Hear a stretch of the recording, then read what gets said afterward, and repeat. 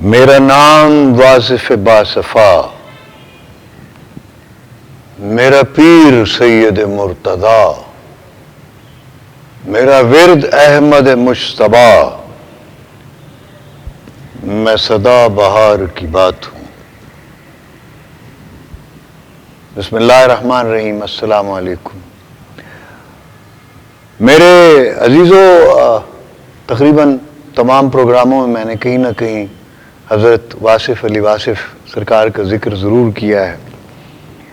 آج ہماری خوش بختی ہے کہ ہم ان کے قدموں میں حاضری دے رہے ہیں اور یہیں سے اپنا یہ سیگمنٹ کر رہے ہیں، چونکہ اگر تصوف کی کوئی بات ہوگی، فقر کی بات ہوگی، تو اس زمانے کے جو درویش ہیں، صوفی ہیں، ان میں حضرت واصف علی واصف سرکار بہت نمایاں ہیں اور ان کے حوالے سے بات کی جا سکتی ہے۔ جیسے ہر ولی کی، اللہ والے کی کوئی نہ کوئی کرامت ہوتی ہے۔ انبیاء کو تو معجزات ملتے تھے، تو میرے آقا صلی اللہ علیہ وسلم پر تو نبوت تمام ہو گئی، تو معجزے بھی بند ہو گئے، تو آگے سلسلہ چلا ہے آقا صلی اللہ علیہ وسلم کے غلاموں کا، ان کے اولیاء قطب کا اور اللہ والوں کا، تو پھر انہیں بھی کیسے محروم رکھا جا سکتا تھا؟ عطا تو ہونی تھی، تو پھر ان کو کرامت عطا کی گئی۔ تو کرامت ہر ولی کی الگ الگ ہے۔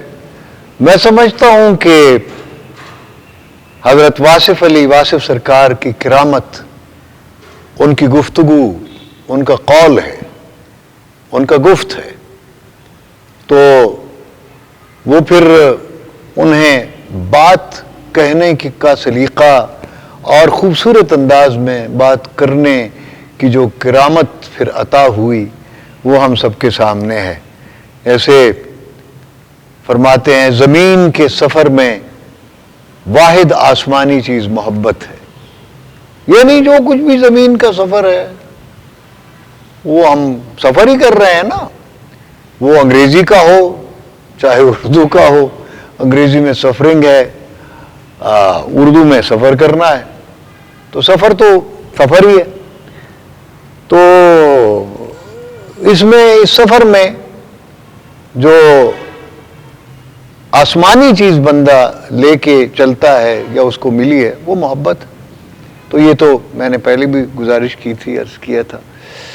اسی طرح زندگی وہ نہیں جو ہم گزار چکے ہیں، زندگی وہ ہے جو ابھی ہم نے گزارنی ہے۔ اس کا مطلب ہے کہ جو کچھ ہم کر چکے ہیں اس کا تو اللہ نے حساب کرنا ہے، اب آگے کیا کرنا ہے اس کا اختیار آپ کے پاس ہے، آپ نے اچھا کرنا ہے یا برا کرنا ہے، یہ بھی سرکار کا گفت ہے۔ اور وابستگی اور تعلق کی موت اپنی موت ہے۔ مقصد مر جائے تو انسان مر جاتا ہے، یعنی آپ کا تعلق اور وابستگی کسی مقصد کے تحت ہوتی ہے۔ جیسے کسی کافر کا بت کے ساتھ کوئی مقصد ہوگا، کچھ اور لوگوں کا جو مختلف ادیان ہیں ان کے لوگ اپنے اپنے مقاصد کے ساتھ جیتے ہیں۔ جیسے سائنٹسٹ وہ کوئی ایجاد کرتا ہے اس مقصد کے لیے، جیسے آئنسٹائن یا اور رتھرفورڈ یا نیوٹن وغیرہ جو ہے، انہوں نے وہ یہ جو ایٹم ہے، ذرے کی تحقیق میں زندگیاں گزار دیں۔ کسی نے ایٹم بم تخلیق کیا جو انسانوں کی تباہی ہے، کسی نے جہاز بنایا، جن لوگوں نے سفر کو آسان کرنے کے لیے سفری جہاز بنائے، تو ان کو اس کا اجر ملے گا۔ اللہ کی مخلوق کو آسانی عطا کی۔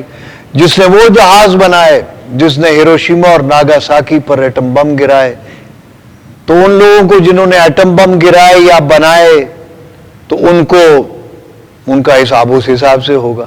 تو اپنا اپنا عمل ہے، اپنا اپنا مقصد ہے، اس مقصد کے تحت آپ کی زندگی ہے۔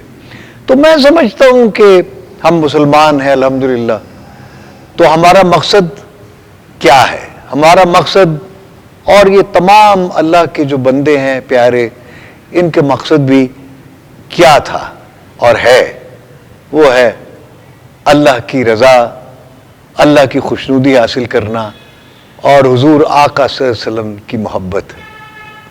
تو یہ اللہ کی بندگی اور آقا صلی اللہ علیہ وسلم سے محبت، یہ ایمان ہے میں سمجھتا ہوں۔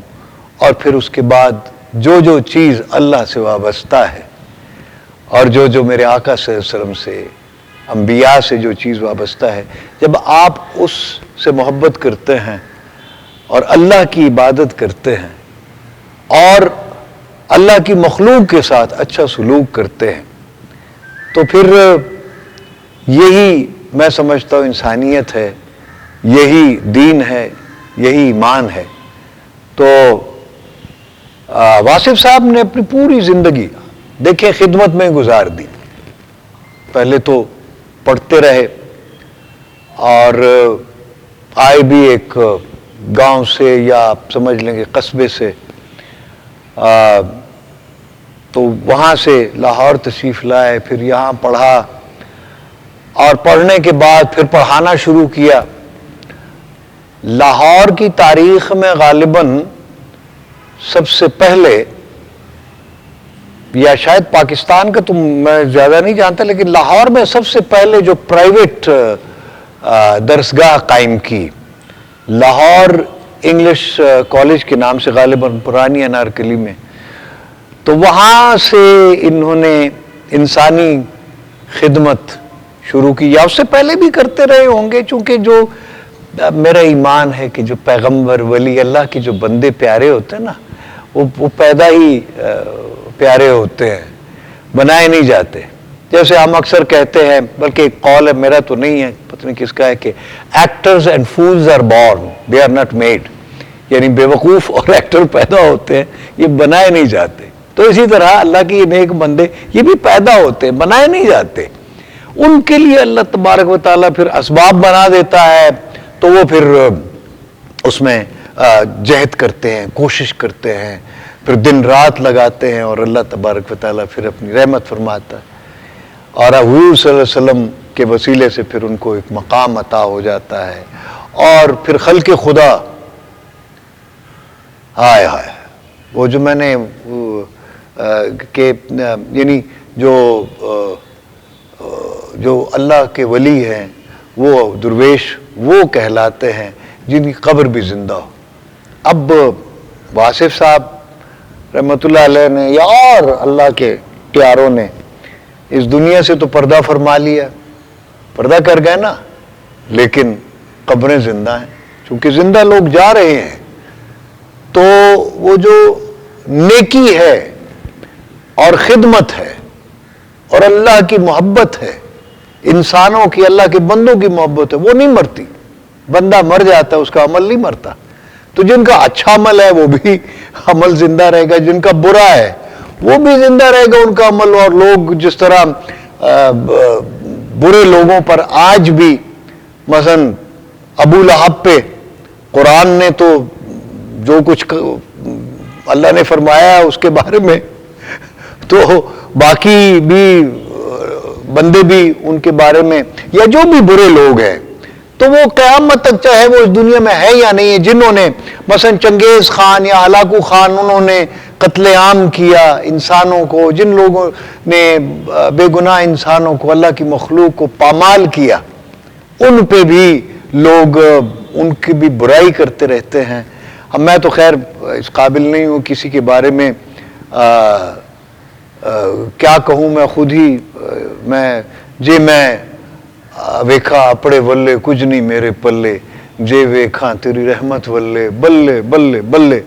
تو میں تو بس صدقہ ہے آقا صلی اللہ علیہ وسلم کی مہربانی ہے، اور بزرگوں کی اور اولیاء کرام کی، ان کی محبت اور شفقت ہے۔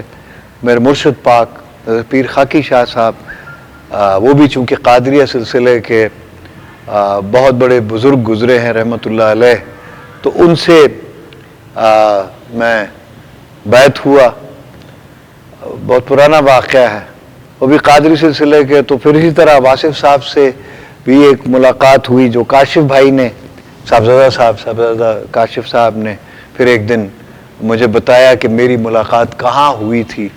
جب سرکار سے میری ایک ہی ملاقات غالباً میری رہی ہے, اور وہ بھی بڑی جلدی میں رہی.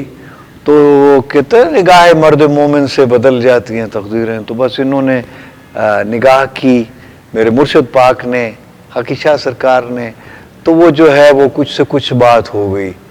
ہے تو مٹی ہے نا, تو مٹی کہیں کسی عام سے گھر پہ لگ جائے تو اس کی اہمیت نہیں ہوتی. وہی مٹی اگر کسی محل پہ لگ جائے تو اس کی کتنی اہمیت ہوتی ہے. اس کو محل کہتے ہیں, ہوتی مٹی ہے, لیکن چونکہ محل پہ لگی ہے تو اس کا نام ہے. اور کسی انجانے یا بالکل جس کا کوئی بیچارے کا مقام نہیں ہے, اگر اس کے گھر پہ لگی ہے تو اس کی کوئی اہمیت نہیں ہے. تو یہ کہ یہ ان بزرگوں کی محبتیں ہیں, ان کا پیار ہے کہ جو کچھ آپ لوگ آج مجھے دیکھ رہے ہیں, جو کچھ میں ہوں, یہ سب دعاؤں کا نتیجہ ہے, صدقہ ہے میرے بزرگوں کا, مرشد پاک کا, اولیاء کرام کا, سب کا. آقا صلی اللہ علیہ وسلم کی مہربانی ہے کہ میں تو کچھ نہیں ہوں. ایک شاید کبھی کبھی سوچتا ہوں کہ میں خاک کا ذرہ بھی ہوں یا نہیں ہوں, میں موجود بھی ہوں کہ نہیں ہوں. یہ بڑا ایک مسئلہ ہے ہونے اور نہ ہونے کا. آئے ہائے, نہ تھا کچھ تو خدا تھا. غالب کا ہی ہے غالباً کہ نہ تھا کچھ تو خدا تھا, کچھ نہ ہوتا تو خدا ہوتا, ڈبویا مجھ کو ہونے نے, نہ ہوتا میں تو کیا ہوتا. تو بہرحال ہماری سب کی, انسانوں کی یہ جو تقاضائے بشریت ہے یہ تو ہے, اپنی جگہ پہ ہے, لیکن اس کے ساتھ ساتھ ایک روح کا بھی, جیسے ایک شخصیت ہوتی ہے جو ہمارا یہ مادی وجود ہے, اس کی بھی شخصیت ہے, تو اسی طرح ایک روحانی وجود بھی انسان کا ہے, تو وہ جس کو ہم ذات کہتے ہیں. تو بہرحال آج ہماری خوش بختی ہے, میری خاص طور پہ, کہ دربار شریف میں میں ان کے حاضر ہوا, اور اولیاء کرام کے بھی انشاءاللہ میں حاضری دوں گا. تو واصف صاحب سرکار کے بارے میں میری تو یہ اوقات نہیں, یا بزرگوں کے بارے میں کیا کہہ سکتا ہوں. بس انہی کا ایک شعر ہے کہ واصف مجھے ازل سے ملی منزل ابد. یہ زاویہ نگاہ ہے کہ جب کن کہا تو فیکون ہو گیا, تو ازل تھا نا. واصف مجھے ازل سے ملی منزل ابد, ہر دور پر محیط ہوں جس زاویے میں ہوں. بہت شکریہ.